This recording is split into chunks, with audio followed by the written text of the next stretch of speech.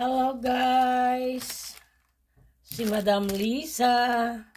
Happy New Year po sa Pilipinas, Happy New Year sa Australia, Happy New Year yung mga nakatapos na sa ibang bansa ng New Year, Happy New Year po sa inyong lahat. Dito po, hindi pa, dahil alas 2 pa lang po ng hapon dito. So guys, samahan nyo akong gumawa ng dessert na mango float. Ito po ang dessert namin. So, ito po ay all-purpose cream. Dito ay whipping cream. Nagawa po tayo at paanuhin lang po natin.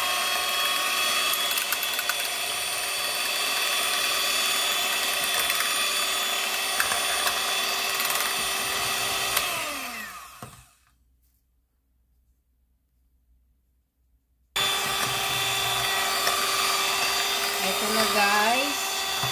Ayan na siya oh. Ayan na. Tingnan nyo oh.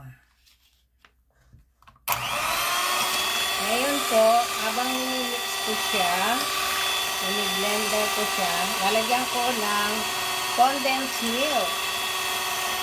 Unti-unti lang.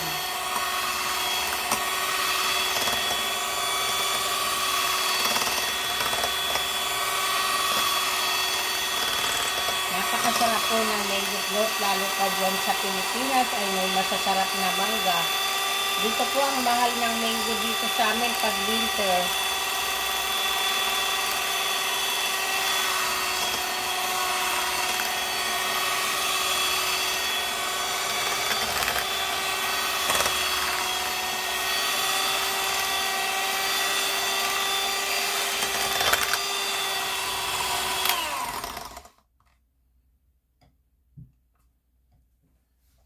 Anuhin po natin para ano na.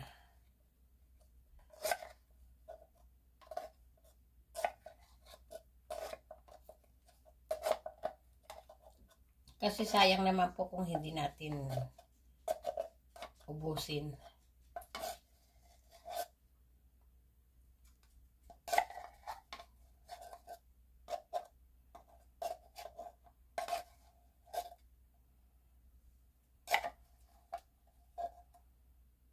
Okay.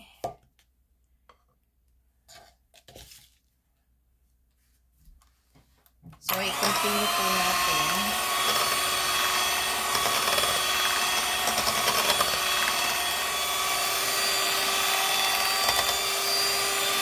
Dalawang all-purpose cream po ang nilagay ko dito.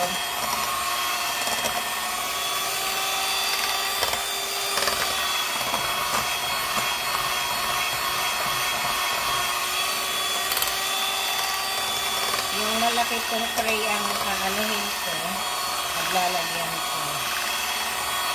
May biscuit na rin po siya.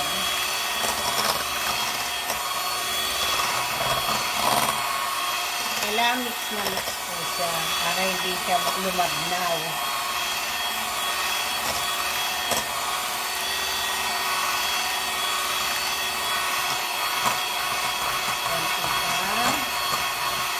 Okay guys, tapos na. Ayan na. So tataktak natin yung kumapit. Tignan nyo po yung cream, maganda oh.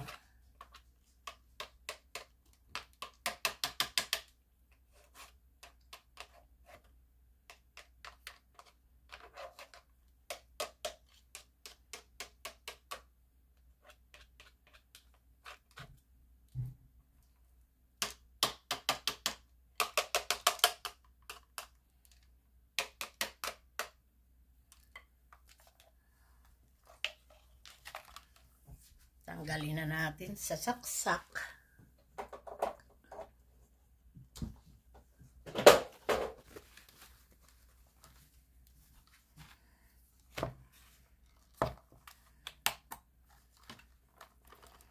Sandali lang po.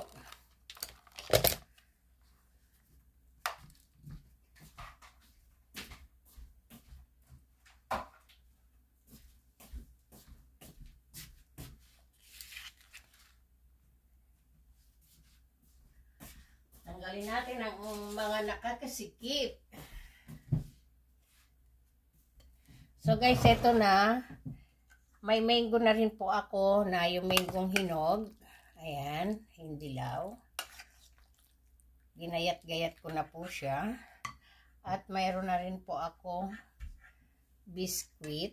Ayan. Ang biscuit ko po, yun talagang pang mango float. Yung mga kung anong-ano. Katulad po nito. Ayan guys. Ayan. At mayroon din po akong dinurog na biskuit. So guys, maglalagay na po tayo dito ng ayan. Ayan na natin. Ayan guys. Lalagay tayo dito. Nagugas po ako ng kamay. Malinis ang aking kamay. Yun naman po ang laging pinaka-importante. Pag magluluto tayo o hawakan yung mga pagkain, kailangan po wash your hand first. So, who want making mango float? Mango float ang ating special dessert.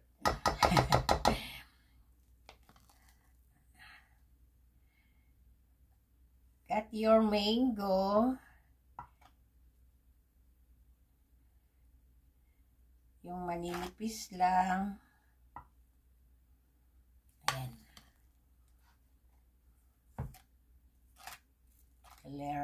Anuhin lang natin, pantayin lang yung cream. Pag may natira po, tuwan-tuwa yung anak ko pag may natirang cream na ganito kasi minsan pinapapak lang niya. O kaya pagka gumagawa siya ng kape niya o chocolate, hot chocolate, nilalagay niya sa ibabaw. Kaya pag nakita niya po itong mango float, magtatanong siya, may natira ba na cream?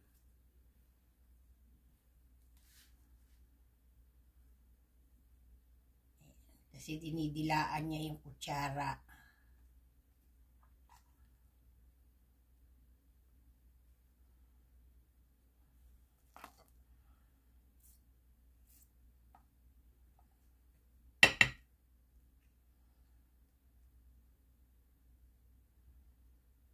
Mga tulog pa po ang kasama ko. Nag-aano sila ng lakas para mamaya. So, ang pinapagod nila, si ako. So, maglalagay po tayo sa ibabaw ng mango. Ayan. Dadamihan ko po yung mango kasi gustong-gusto nila yung maraming mango. Ayan.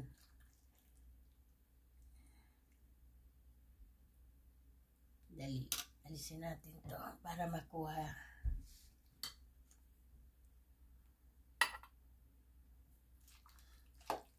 Dalawang layer lang po ang gagawin ko kasi masyado ng makapal. Tinutulungan na ako ng mango, nahuhulog na siya mag-isa.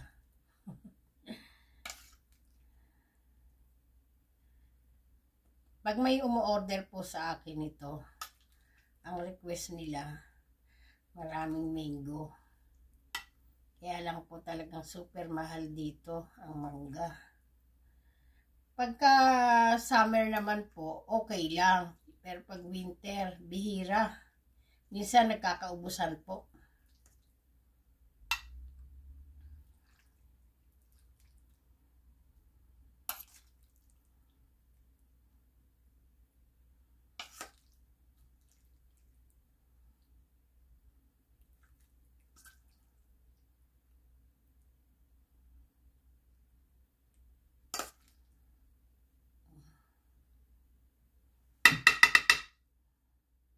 Hirap ko nito. Ayan.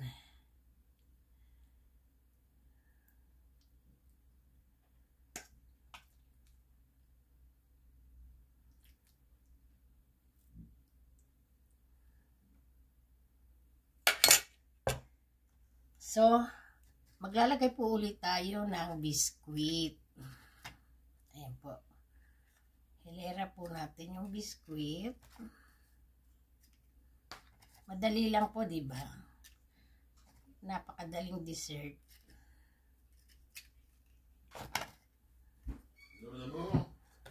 Ah.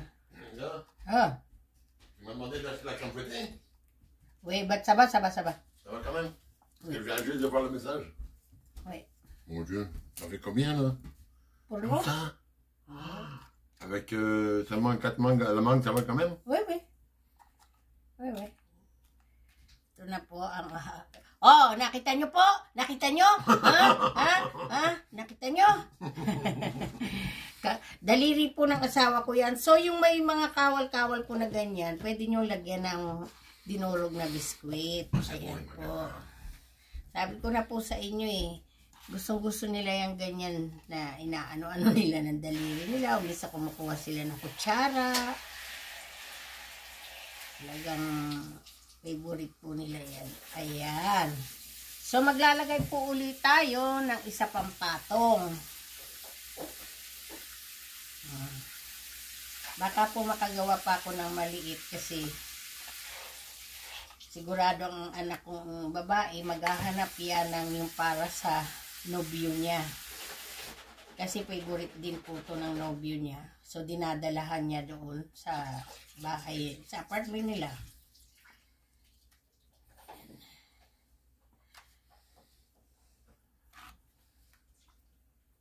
Siguro po ang saya-saya ng New Year nyo dyan, no? Nagpuputukan talaga. Dito po kasi bawal sa lugar namin.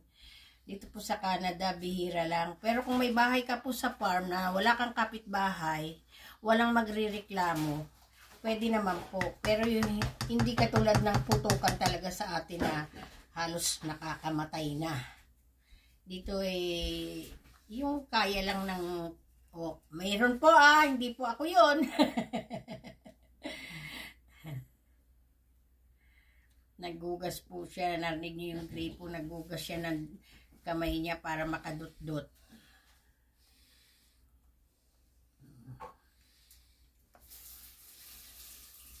Ito po gawin ninyo, panghanda na po, dessert.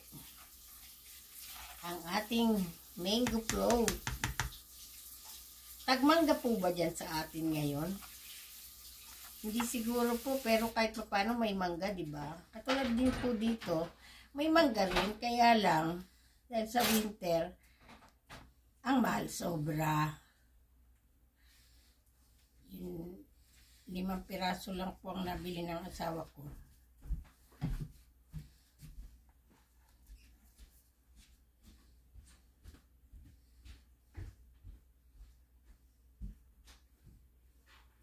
So, maglalagay po tayo uli ng mango naman sa ibabaw. At yung dinurog na biskuit. Graham biskuit. Okay. So, maglagay na po ulit tayo ng mango. Ayan. Sorry po dun sa... May 2 po, 3 yata na umorder ng mango float. Hindi ko po kayo magagawan ngayon kasi ang mahal po ng mangga. Saka, hindi lang po yun. Busy po ako.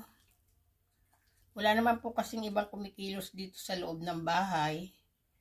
Dahil di naman po nila alam ang gagawin nila na mag-ano ng mga pagkain. Sila po kasi ay spoiled sobra sa akin. Gusto nila si mama, si asawa, ang gagawa ng mga homemade foods nila. Naku, baka hindi na po ako makagawa ng para sa anak ko yung dadali niya sa boyfriend niya kasi parang gusto kong ubusin na tong mango. Pero marami-rami. Tignan po natin kung kaya. Meron pa naman po akong 1 piraso. Kasi sigurado po magre-reklamo yun. Sabihin niya, ba't wala sa akin yung sarili ko para kainin namin ng boyfriend ko. Ganyan po yan eh. Basta pagdating sa boyfriend niya. Pero pagdating sa mama, nga.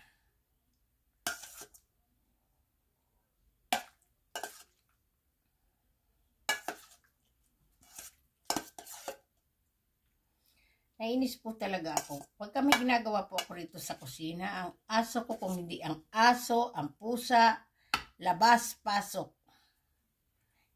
Ni-istorbo po nila ako. Hindi ko nga pinansin. Ayun, malis na lang.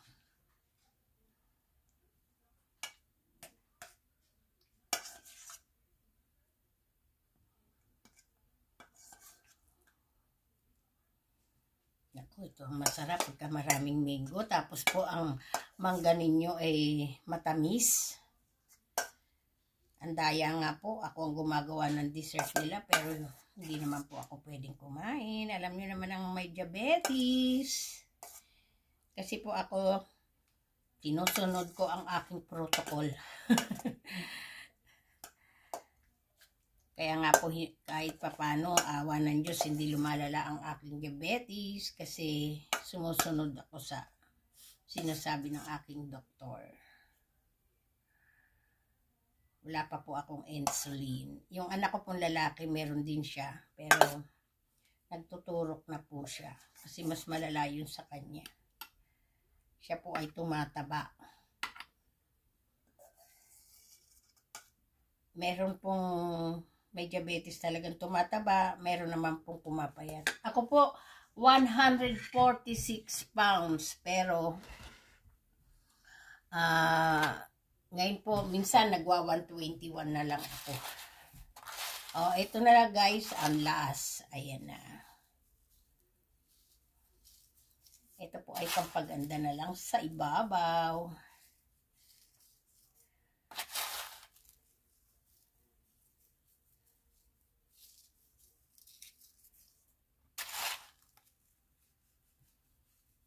Diba po? Napakasimpleng dessert natin. Ayan.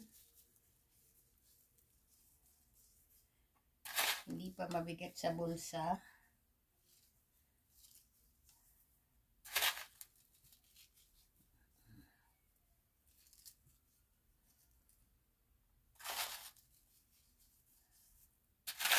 Tamihan natin ng biskuit. Ayan.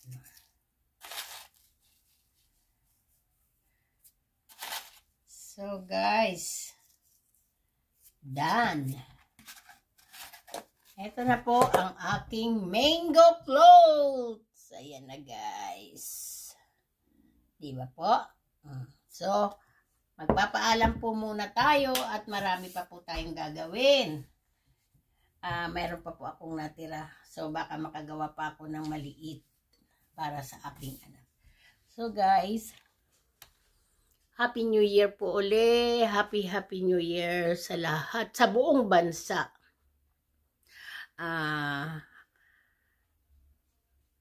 Belated Merry Christmas and now Happy New Year sa inyong lahat. Guys, sana naman po kung sino makapanood nito, mag-subscribe naman po. Sana kayo, like and share. Kahit mag-like na lang kayo o mag-subscribe. Okay po guys. Mag-comment po kayo. Magtanong po kayo kung anong gusto nyong itanong sa akin. So guys, mamaya po uli. Magbibideo po tayo mamaya uli. At bukas, Happy New Year po uli. Si Madam Lisa. Bye-bye po. Happy New Year. Ayan na po. Ang aking mango float. Diba po ang sarap? Okay guys, bye!